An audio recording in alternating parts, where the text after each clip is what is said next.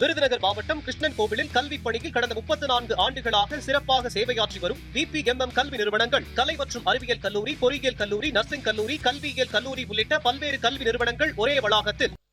மாண்புமிகு உறுப்பினர் ஆர். செல்லச்சாமி அவர்கள். மாண்புமிகு பேரவைத் தலைவர்களே, மாண்புமிகு முதலமைச்சர் அவர்களே, எதிர்க்கட்சி தலைவர்களே, மாண்புமிகு அமைச்சர் பெருமக்களே, சட்டமன்ற உறுப்பினர்களே, மாண்புமிகு தமிழக முதல்வர் முன்மொழிந்த அரசினர் தீர்மானத்தை மார்க்சிஸ்ட் கம்யூனிஸ்ட் கட்சி மனதார வரவேற்கிறது.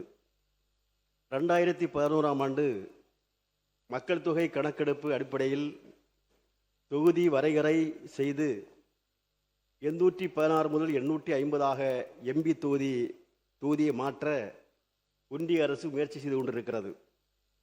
இந்திய நாட்டினுடைய அரசியலமைப்பு சட்டம், கூட்டாட்சி தத்துவம், மதசார்பின்மை கொள்கையை இதை சீர்குலைக்க முயற்சி செய்கிறது. மக்கள் தொகையை சிறப்பாக கட்டுப்படுத்திய தமிழ்நாட்டிற்கு இது ஒரு தண்டனையாக கொடுப்பதற்கு முயற்சி செய்து கொண்டிருக்கிறது. ஏற்கனவே 1976ஆம் ஆண்டு சட்ட திருத்தத்தின் போது தமிழ்நாட்டின் தொகுதிகள் 41லிருந்து 39ஆக ஏற்கனவே குறைக்கப்பட்டது. அதுதான் வரலாறு. தற்போது இது நிறைவேற்றப்பட்டால் மேலும் பாதிப்பு அதிகமாக இருக்கும். மாநிலங்களோடு ஆலோசிக்கப்படாமல் எல்லையை நிர்ணயம் செய்யக்கூடாது என்று நாம் கேட்டுக்கொள்கிறோம்.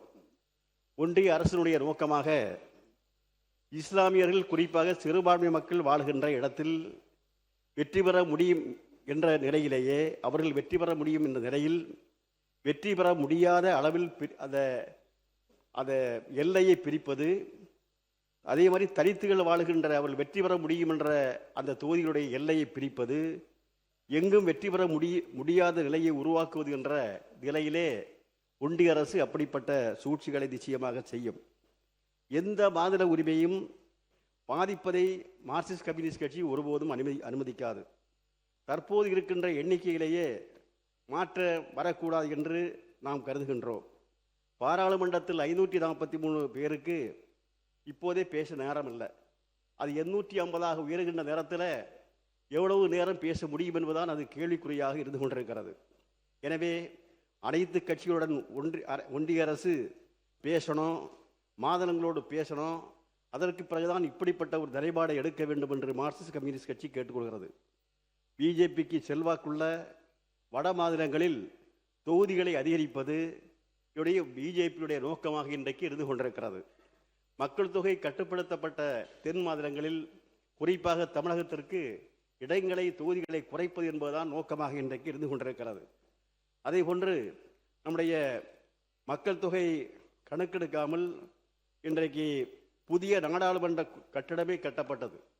புதிய நாடாளுமன்ற கட்டிடத்தை கட்டுகின்ற நேரத்திலே 888 இருக்கைகள் கொண்ட நாடாளுமன்ற கட்டடமாக கட்டப்பட்டது என்று சொன்னால், அன்றைக்கு ஏதோ நோக்கத்தோடு தான் இது கட்டப்பட்டதாக நாம் கருதுகின்றோம். எனவே இன்றைக்கு 543 எண்ணிக்கை என்பது அதுவே போதும். தமிழகத்தை போன்ற தென் மாநிலங்களை வஞ்சிக்கக்கூடாது என்று நாம் கேட்டுக்கொள்கின்றோம். மக்கள் தொகை கணக்கெடுப்பிற்கும் அதே போன்று மகளிர் இடஒதுக்கீட்டிற்கும் எந்த விதமான சம்பந்தமும் இல்லை. எனவே மாண்புமிகு முதல்வர்கள் முன்மொழிந்தது போன்று 2029ஆம் ஆண்டு நாடாளுமன்ற தேர்தல் வருகின்ற நேரத்தில் 543 எண்ணிக்கையிலே மகளிருக்கும் 33% இடஒதுக்கீடு என்பதையும் கருத்தில் கொண்டு அந்த தேர்தலை நடத்த வேண்டும் என்று கேட்டு, இந்த மாண்புமிகு முதலமைச்சர்கள் இங்கே முன்மொழிந்திருக்கக்கூடிய அரசினர் தீர்மானத்தை மார்க்சிஸ்ட் கம்யூனிஸ்ட் கட்சி மனதார வரவேற்கிறோம். நன்றி, வணக்கம்.